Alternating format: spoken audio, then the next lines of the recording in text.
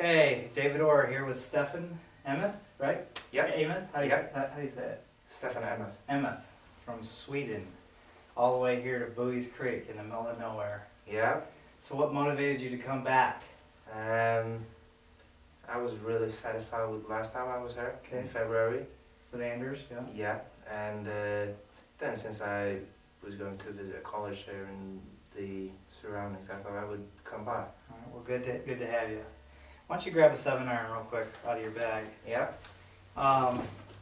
Most of the changes that we had you make were really good. Just want to go over a couple things for you at address. Yeah. All right. First of all, the right hand heel pad is a little bit high. All I want you to do is just lower that down a little bit. Yeah. Okay. So your wrist is more level. Yeah. More of a level right wrist.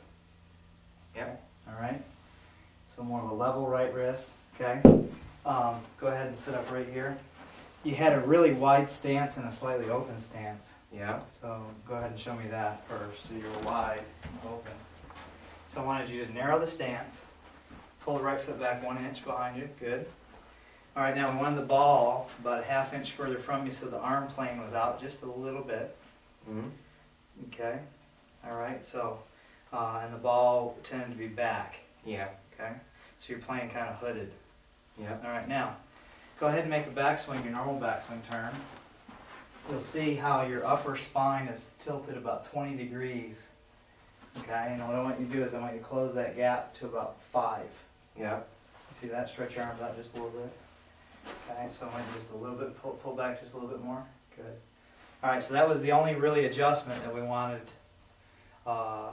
in the backswing, was to take out some of that upper thoracic flexion. Mm-hmm. Okay, and it's replaced with a little bit of lateral bending. Now, on the downswing, you've been turning your hips too quickly and shoulders too quickly, keeping the number 4 accumulator back across your chest for a long period. Feel that? Yeah. And your head rotating too far around, which is fine for low cuts. Yeah. Which is your specialty. All right, what we want to do now, go ahead and swing to the top, is I wanted your hips to move slower, okay, and move forward slower. Yeah. I don't want you to shift the weight too fast. No. Okay, then the shoulders uncoil, and then release the accumulators down. Okay, keep headed this way now. Good. And then from here, I want the shoulders and hips and hands moving at the same RPM. Come on with hips. There you go, and then recocking. Okay, we said if you over-rotate around the left hip, your left foot will, ankle will get wobbled, and that'll over-rotate. Yeah. Okay, now, so that's the basics. Okay, so we said for a draw, we need to slow the hips down and shoulders down. Yeah. Okay, and then on the driver, what was the thing that we figured out for the first time? This is for Anders. What was the first thing that we did?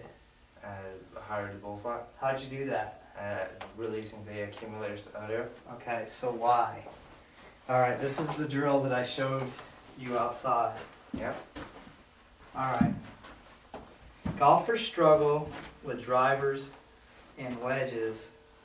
They're either good at one and bad at the other. Yeah. Okay, because of the length of the radius. You see the length of the radius? Okay, so as we, in the backswing, if we use the same release point, which club's going to get in line quicker? The shorter one's going to get in line quicker. Okay, so we said because the radius is a different length, okay, you can see that, right? That with the driver that you're going to have to actually start releasing the accumulators halfway down, and the throw out's going to feel like it's back there. Yeah. So in the golfing machine, there's a thing called the aiming point concept. And the aiming point concept is not where the hand location is. Okay? Okay. The aiming point concept is picking a point along the baseline of the plane, or even up the incline plane where the delivery paths are, Yeah.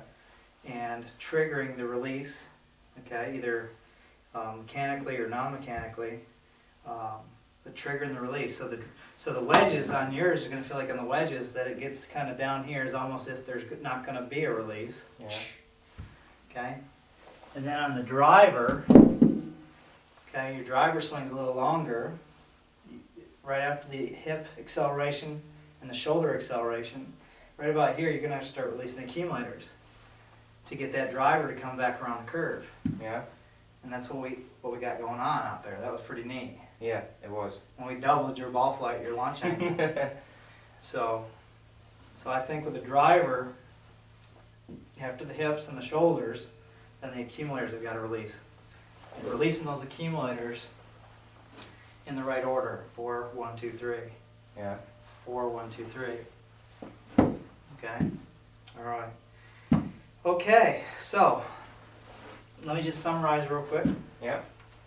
Okay, so ball position, a little half ball forward, a little bit further from you. Right hand grip just a little bit more there, wrist more level. Right wrist more level. Yeah. Okay. Stance a little narrower. Right foot pulled back an inch.